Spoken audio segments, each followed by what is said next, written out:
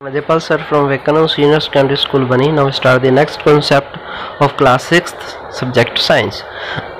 पर्वतीय क्षेत्र। ये आवास क्षेत्र सामान्यतः बहुत ठंडे होते हैं, इनमें तेज हवा चलती है। कुछ क्षेत्रों में शीतकाल में हिमपात भी होता है। तो हम पर्वतीय क्षेत्र की बात करें, कल हमने मरुस्थलीय क्षेत्र की बात की थी। और मरुस्थलीय क्षेत्र के अंदर गर्मी ज़्यादा होती है, पौधे के अंदर पत्तियां छोटी होती हैं, कांटे होते हैं, ऊँट जो होता है उसके पैर लंबे होते हैं, फूड स्टोर करके रखता है। तो पर्वतीय क्षेत्र के अंदर क्या होगा? पर्वतीय क्षेत्र में पौधे एवं जंतुओं की अनेक प्रजातियाँ पाई जाती हैं। क्या आप चित्र 9.6 में दर्शाए गए वृक्ष देख रहे हो? ओके, पर्वतीय आवास के कुछ वृक्ष। यदि आप पर्वतीय क्षेत्र में रहते हैं तथा वहां घूमने गए हैं, तब आपने ऐसे अनेक वृक्ष देखे होंगे, परंतु क्या आपने ऐसे वृक्षों को अन्य क्षेत्रों में भी देखा है? ये वृक्ष अपने आवास में विद्यमान परिस्थितियों में रहने के लिए किस प्रकार अनुकूलित है? ये वृक्ष सामान्यतः शंखाकार के होते हैं तथा इसकी शाखाएं तिरछी होती हैं। इनमें से कुछ वृक्षों की पत्तियां सुई के आकार की होती हैं। ओके, ये ऊपर से तीखे होते हैं क्योंकि उनके ऊपर जो बर्फ पड़ती है वो फिर स्लिप होकर नीचे आ जाती है। इससे वर्षा का जल व हिम सरलता से नीचे की ओर खिसक जाता है। पर्वतों पर इन वृक्षों से अधिक भिन्न आकृति व आकार वाले वृक्ष भी मिल सकते हैं। पर्वत पर जीवित रहने के लिए इनमें कुछ अन्य प्रकार का अनुकूलन हो सकता है। पर्वतीय क्षेत्र में पाए जाने वाले जंतु भी वहां की परिस्थितियों के प्रति अनुकूलित होते हैं। उनकी त्वचा मोटी होती है या फिर ठंड से उनका बचाव करते हैं। उदाहरणतः शरीर को गर्म रखने के लिए याक का शरीर लंबे बालों से ढका होता है। पहाड़ी तेंदुओं के शरीर पर फर होते हैं। यह बर्फ पर चलते समय उसके पैरों को ठंड से बचाता है। पहाड़ी बकरी के मजबूत खुर उसके डालदार चट्टानों पर दौड़ने के लिए अनुकूल करते हैं। तो ये उनके अलग अलग उनके अंदर अनुकूलन दे रखा है।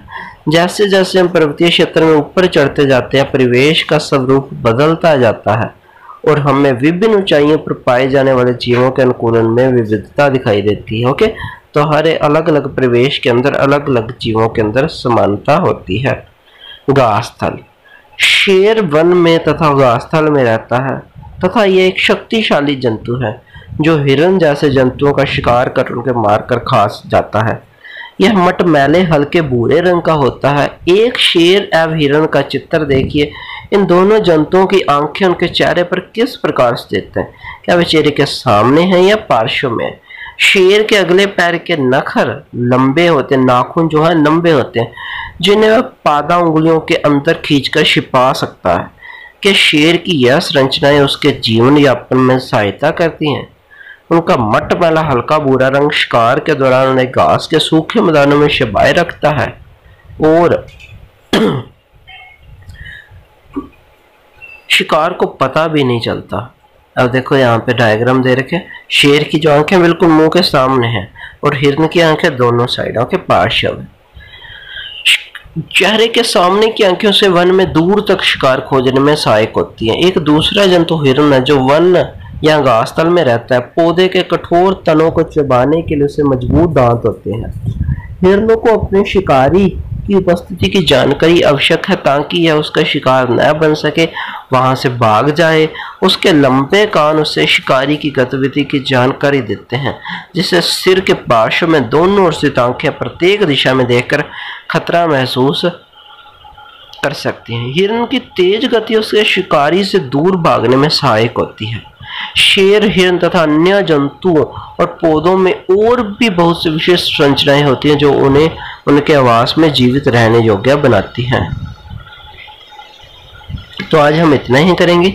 नेक्स्ट हम जलीय आवास के बारे में करेंगे, फिर हम हमारे आसपास के जीव के बारे में पढ़ेंगे। ओके, तो आपने क्या करना है, जितना आज आपने किया है उतना आपने अच्छे से रीड करना है। ओके, अच्छे से रीड करोगे और उसमें से जितने क्वेश्चन बनेंगे उसको क्वेश्चन लिखने हैं।